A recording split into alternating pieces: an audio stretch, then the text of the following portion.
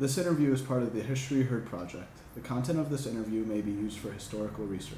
However, no part of the video itself may be reproduced without the express written permission of an authorized representative of History Heard. Today is January 4th, 2010 at 4:30 p.m. This is an interview with Ellen Hawes in Sarasota, Florida.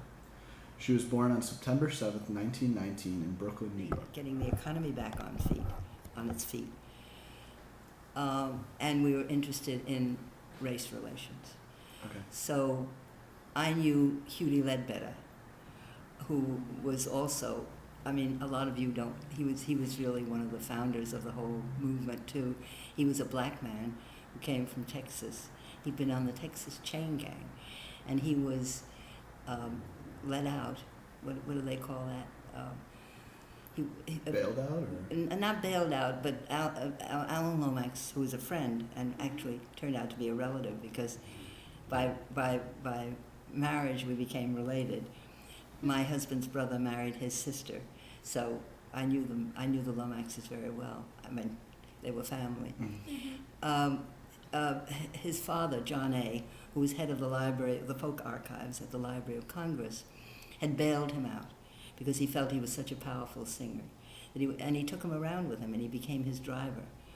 And he played a 12-string guitar, and he had a voice that was extraordinary. It was so resonant and incredible. And he was one of the most, in spite of the fact that he'd been imprisoned for, I won't even say what, he was the greatest gentleman I've almost ever known in terms of the way he treated people.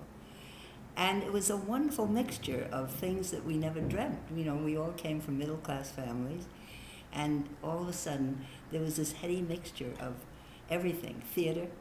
I mean, I was in the Academy of Dramatic Arts. I got a scholarship to it, and I studied with Diana Barrymore, and all the debutantes of the day took theater because they, you know, it was a way of getting prepared for life, mm-hmm. too. So in between that and then I had this as well. So it was like having a whole universal experience in a few years.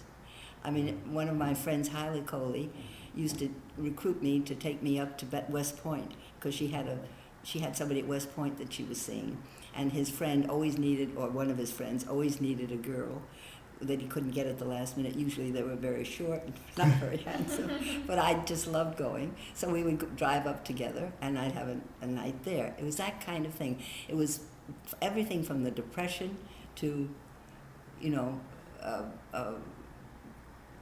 the Vanderbilts, because actually I knew Frederick Vanderbilt, who was a great lover of jazz, and who had also, so he became part of that thing of the Woody, Peter, that whole group. So it became a total experience in a sense, and I look back on it and I can't believe it. You can't believe it? It was just the right time at the right moment. Yeah. That a few of us, the ones we knew. Kathy, I told you about Kathy Parrish now, but she was Kathy Thompson. Her brother ran the Fred Waring show. He was involved with that. And so Fred, you don't even know who Fred Waring was, but he was a band leader.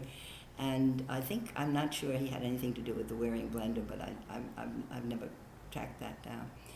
I'll have to Google that tonight.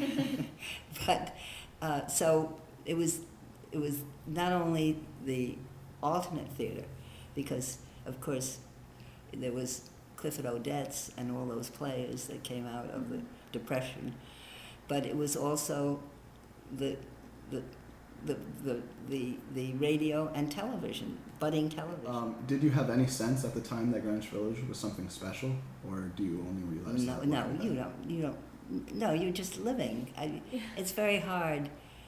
You know, I knew wonderful things were happening that I didn't know anything about. I was learning, mm-hmm. But no, I didn't have any sense that the world was any different than what we were going through, because when you're immersed in it, it's very hard to have. It's only now that I realize what fabulous broth it was, because I knew everybody practically in the arts, in the, in one way or another, including ballerinas, for the ballet. Were you directly involved in the Greenwich Village culture when you were living there? Yeah, I was, because I spent a lot of time with Pete and Woody, and my husband sang with them, Pete Hawes, and Lee Hayes. That was all the beginning of the whole folk music revival in the States, which has now become a sort of a worldwide thing. It's been picked up everywhere else. But it was just we knew we loved what we were doing, and that's all, and we were very interested in it. But we had no idea that it would have such historical significance. I never dreamt I'd see Peter Seeger as much as I see him now. And the other night I was watching the PBS program, the tribute to the wonderful Bennett, and there was a wonderful thing, and suddenly there were pictures of Pete Seeger, Woody Guthrie, and the man who did the bouncing ball, all of whom were good friends. Did you go out to any of the speakeasies or jazz clubs? My father took me once to a speakeasy. Really? I remember it very vividly. I must have been 9 or 10, I think. I was not allowed to drink or anything like that. But I remember him tapping on a window, somebody sliding open the thing and saying, and I remember my father saying, "I'm here with my daughter, and I just wanted you to meet her." So I slid in, and I guess my father had a drink, I can't remember. But that's my only speakeasy experience once. That's amazing. I didn't do it on my own because I wasn't drinking. But my father took me to meet his friends.